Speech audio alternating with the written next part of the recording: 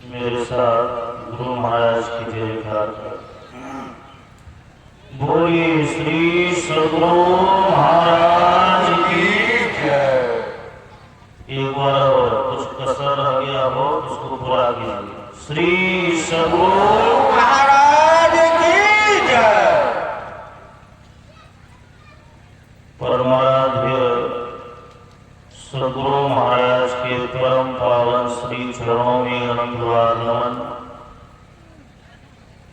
मंचासीन पूजनीय स्वामी शिवनाथ बाबा, स्वामी ठाकुर बाबा, स्वामी शरणागत बाबा एवं मंचासीन समस्त सम्माननीय महात्मागण, इस महान ज्ञान यज्ञ में पधारे हुए सत्संग प्रेमी महानुभाव, माताओं एवं बहनों,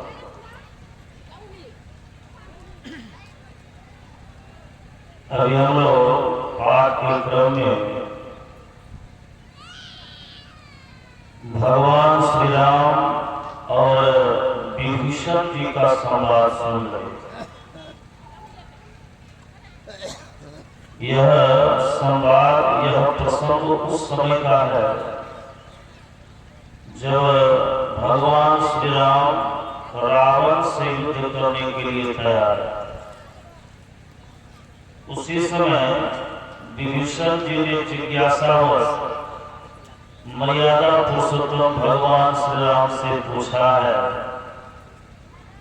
कि रावण के पास तो रथ है, रावण के पास तो एक से एक सेनाएं हैं और आपके पास तो बंदर बालों की सेनाएं हैं, आपके पास रथ भी नहीं है, आपके इधर बलवान से बलवान वीर भी नहीं है, तो फिर ऐसे महावीर शत्रु को कैसे मारिए?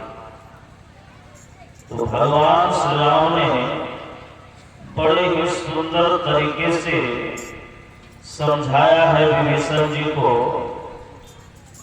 कि वीर कैसे बना जाता। और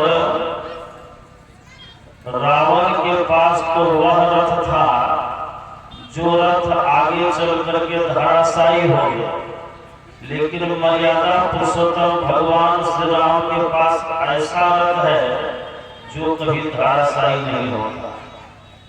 हम लोग सुन रहे थे, भगवान श्री राम कहते हैं, सुनहु सखा कह कृपा निधाना, जही जय होय सो सिंदना। विभीषण जी से कहते हैं, जिस रथ पर चढ़ करके जीत होती है वह रथ रावण के पास नहीं, वह रथ मेरे पास। वह कौन सा रथ है? सौरज धीरज तीरथ चाका, सत्यशील दृढ़ भजा पड़ा, बल विवेक दम परिहित घोड़े, क्षमा कृपा सरकार जोड़े।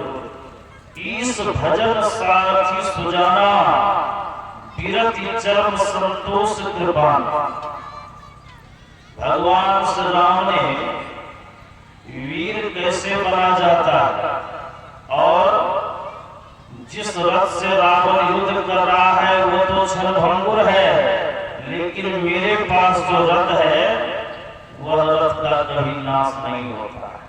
बहुत प्रकार से समझाया है और कहते कहते अंत में जो इस पाठ का अंतिम निचोड़ है वह है भक्ति।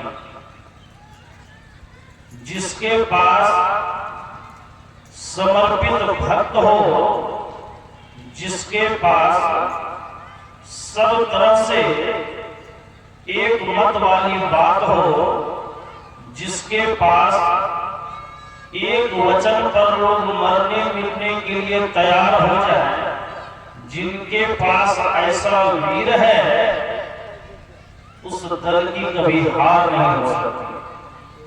रावण के पास तो वीर था, लेकिन आप ध्यान से देखेंगे जब मां सीता का हरण किया और भगवान श्री राम ने सीता को मांगा तो रावण ने कहा कि बिना युद्ध किए सीता को वापस नहीं करूंगा।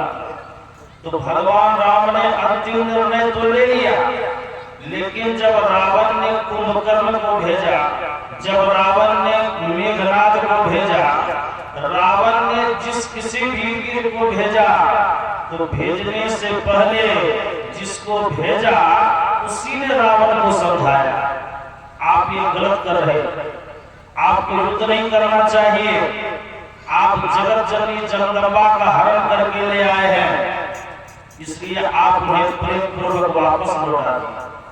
लेकिन रावण ने किसी की बात को नहीं माना। अंत में रावण के बल पौरुष को देख करके, उनकी क्रूरता को देख करके, डर को देख करके ही उनके आदेश का पालन किया है। श्रद्धा विश्वास के साथ ना तो मेघनाद ने उनके आदेश का पालन किया है, न ही कुंभकर्ण ने पालन किया। डर के मारे आया और क्या हुआ, मर्यादा पुरुषोत्तम भगवान श्री राम से तो लड़ा, युद्ध किया, लेकिन अंत में पराजय। कुछ बाबा का पटार्पण हो रहा है, हम लोग स्वागत में खड़े हो रहे हैं। श्री सद्गुरु महाराज की जय। पूज्य बाबा के पदार्पण संत मंच के विराज मंच पर हो रहा है, आप समस्त लोगों से सादर निवेदन है। श्री सद्गुरु महाराज की जय। श्री सद्गुरु महाराज की जय। माल्यार्पण के लिए जो जिन लोगों का नाम है उसकी लिस्ट भी हमारे पास तक नहीं पहुंची है, आपसे निवेदन है अविलंब यहाँ तक पहुंचा दें, क्योंकि समय अभाव के कारण हो सकता है कार्यक्रम में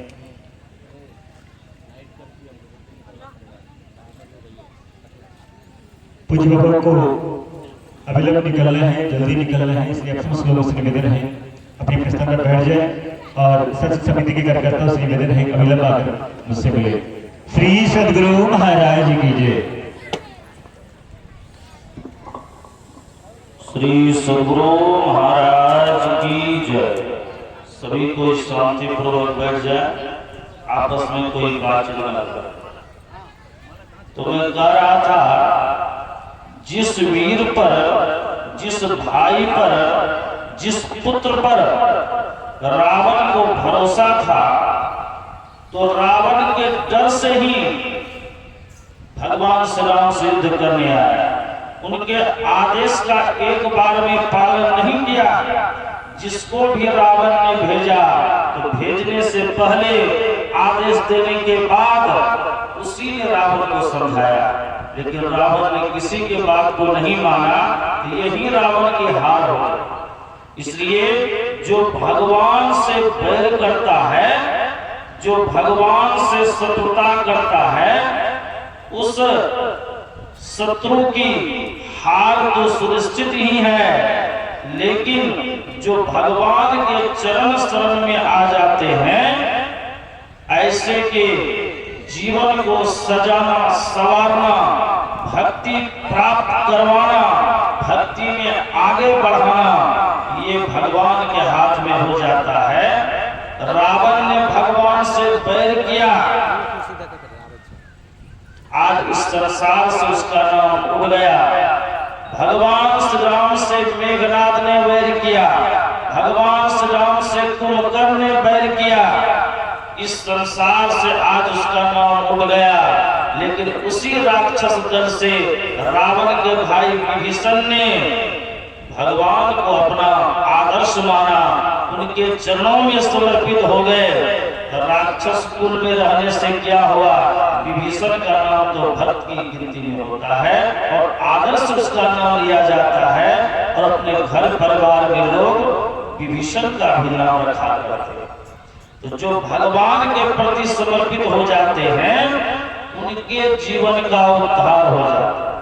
हम लोग स्तुति में नित्य प्रति गाते हैं, गुरु ऐसी करिए दया, अति होई सहाय, चरण शरण में लीन हो, अति होई सहाय।